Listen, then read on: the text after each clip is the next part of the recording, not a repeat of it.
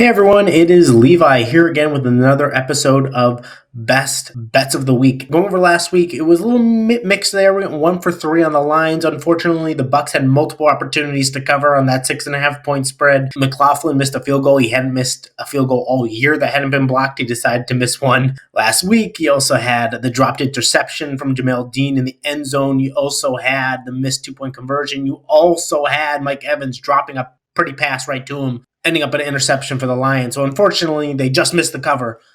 So I messed that one up. And of course, Debo got injured, and the Niners are up in the air whenever Debo gets injured. But the Chiefs came through and won on the money line. That's a plus bet. Both props hit. McCaffrey went for 2 touchdowns, and you saw 2 touchdowns for Baker. And the 3-leg parlay for my degenerate pick of the week won as well. So if you bet across the board on me, you did come out on top. Moving forward into this week, we'll start with the game I'm not as sure about, which is the Niners and the Lions. It looks like Debo is going to play.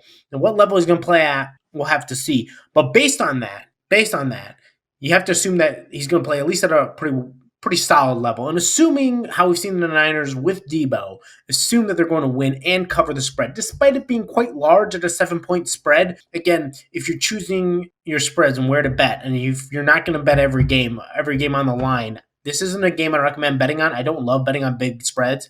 However, chances are they will win. The Lions weren't the best against the Bucks. The Bucks didn't come out aggressive early, and that's probably partially because they have a defensive head coach, which means they sometimes will start off a little more conservative than they should instead of testing the secondary of the Lions. And they got away with a few pass rushes that they weren't picked up on in the blitz, and they got quick sacks on. The Niners have a good O-line, certainly better than the Bucks.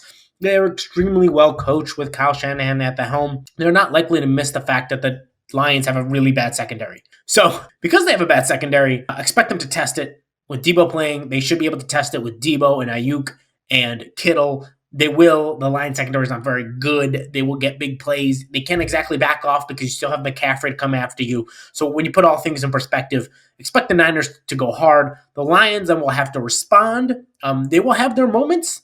It's not like they're a bad offense, but because of the way things go and the Lions' terrible secondary, etc., I expect them to need to make some plays. And in it, Goff will throw an interception at a critical time. That's my guess. He did make mistakes against the Bucks. The Bucks did not take advantage of those mistakes. They dropped the easy interception. They missed another opportunity for an interception, though not as easy. And they allowed a 3rd and 15 conversion.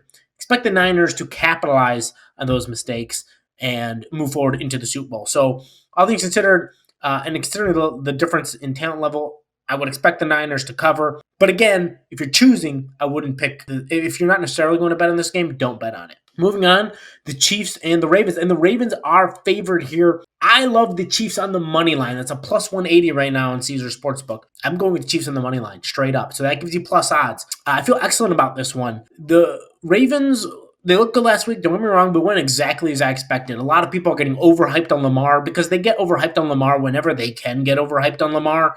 Don't get me wrong, he's good and everything, but last week he was not spectacular. He was good, not great. In the first half, he did meh, and then in the second half, he did pretty good. But at no point in the game was he really asked to go outside of his comfort zone. No point in the game did he suddenly have to make a bunch of big passing plays. Nothing really happened spectacularly. As a matter of fact, the only really big plays he made were on the ground. Well, he always could run. That was never really in question. He can run in the playoffs or regular season. It doesn't really matter. But passing is different for him in the playoffs. It always has been. He didn't even throw for 150 yards. If you can play that game, they'll win. And don't get me wrong, a lot of teams they can because they have a nasty defense. Nasty. Got to give it to them. Well-coached, great defense. They know what they're doing. And Todd Monken's really good on the offense. He knows how to control that offense. He will only push if he needs to.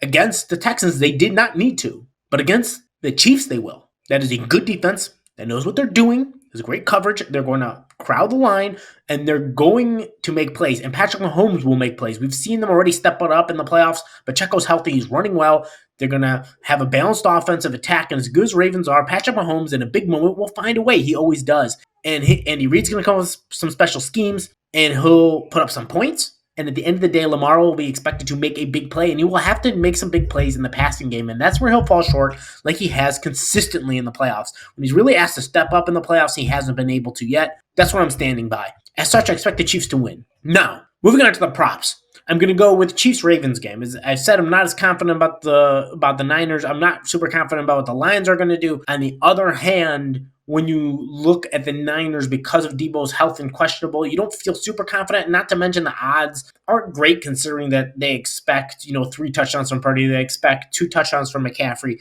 to get decent odds. So I don't love that bet in general. Don't feel as good this week about going with those props. If you're going to, I'd probably look at maybe like Amon-Ra St. Brown to do some things. That could probably be a good one. With the Niners, they spread the ball around a little bit. It's all hard to tell who will go off. But I'm going to go with 2 picks from the Chiefs-Ravens game. Pick number 1, Isaiah Pacheco to score a touchdown. That's a good bet. It gives you plus odds typically. And quite frankly, he's been running really, really well. Expect him to come up with one in a big moment. They do tend to give it to him when they're in that situation. They trust him and don't just give it to Mahomes. Mahomes will get his passing touchdowns, but expect Pacheco to score one on the ground as well. The other one I love is actually the under on Lamar Jackson's passing yards. His yards are 212 on the passing yards over under. Take the under. Even last week, he only passed for 144 yards. He just doesn't throw for a ton of yards all the time, period, but certainly not in the playoffs. It's just not been what he does. Not that doesn't bring in the fact that the Chiefs are really good, and they're really good in the secondary, especially. Putting it all together, Mark Andrews is back, and good for him. Isaiah Likely's been killing it, so it's not like you expect this rapid change just because Mark Andrews is back. Good for Mark Andrews. He's really, really talented, but he's come back right in the middle. It's his first game back in the championship game. It's hectic. Ultimately, I don't think Lamar passed for that many yards. It's not really in his wheelhouse anyway, so I really like that under at 212. Lastly, a degenerate pick of the week is that the Chiefs run away with it a little bit. And they go with I would 2-leg parlay this with a 6.5 point spread for the Chiefs. That's plus 340. 2-leg parlay that with Patrick Mahomes to get 2 passing touchdowns. Should get you to plus 500 or more, depending exactly which betting platform you use. That is my best picks of the week. Good luck, everyone. Happy betting. And next week, we hope to be just a little bit richer.